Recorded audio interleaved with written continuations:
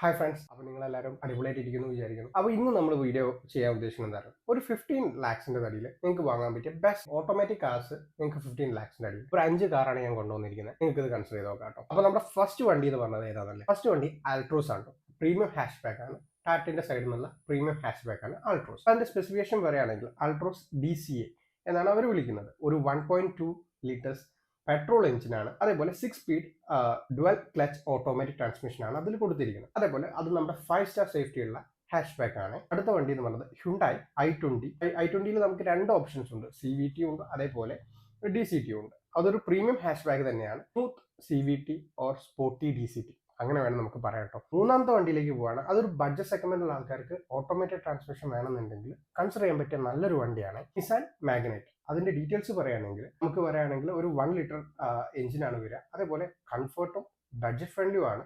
നമുക്ക് ഓടിച്ചു കൊണ്ടിറക്കാൻ വലിയ പ്രശ്നമൊന്നുമില്ല. CVT ആണ് അതിലേക്ക് യൂസ് ചെയ്യുന്നിരിക്കുന്നത്. സബ് കോമ്പാക്ട് XUV ആണ് നിങ്ങൾ നോക്കുന്നതെങ്കിൽ നിങ്ങൾക്ക് വെന്യൂ എടുക്കാം കേട്ടോ. വെന്യൂല് DCT ആണ്, ടർബോ ആണ്, 7 സ്പീഡ് DCT ആണ് വരുന്നത്. അതേപോലെ കോമ്പാക്ട് ആണ്, കോമ്പാക്ട് XUV ആണ്.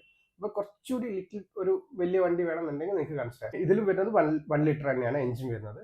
പിന്നെ ഇതേ വണ്ടി നിങ്ങൾക്ക് കിയയിൽ വേണമെങ്കിലും കിട്ടും കേട്ടോ. സോണറ്റിലും കിട്ടും, അതും DCT തന്നെയാണ്. സെയിം എഞ്ചിനാണ്, ലുക്ക് വൈസ് മാത്രമേ ഡിഫറൻസ് ഉള്ളൂ. ആണ് കുറച്ചുകൂടി അപ്ഡേറ്റഡ്, ഫീച്ചർ വൈസ് കുറച്ചുകൂടി അപ്ഡേറ്റഡ്. ഇതിൽ കൺസിഡർ ചെയ്യാത്ത ഇതിലിപ്പോൾ നമ്മൾ DCT അതേപോലെ ടോക്ക് കൺവേർട്ടർ കാര്യങ്ങൾ മാത്രമേ ഇൻക്ലൂഡ് ചെയ്തിട്ടുള്ളൂ. ഓട്ടോമേറ്റഡ് ട്രാൻസ്മിഷൻ വേണം നിങ്ങളൊരു ബഡ്ജറ്റിലാണെങ്കിൽ നിങ്ങൾക്ക് മാരുതിയുടെ വണ്ടികൾ കൺസിഡർ ചെയ്യട്ടോ. ഓട്ടോമേറ്റഡ് ട്രാൻസ്മിഷൻ എന്നാണ് നമ്മൾ വിളിക്കുക. കുറച്ചുകൂടി അവൈലബിൾ ആണ്. മാരുതിയുടെ എല്ലാ അധിക വണ്ടികളും അത് തന്നെയാണ് വരുന്നത്. Thank you for watching.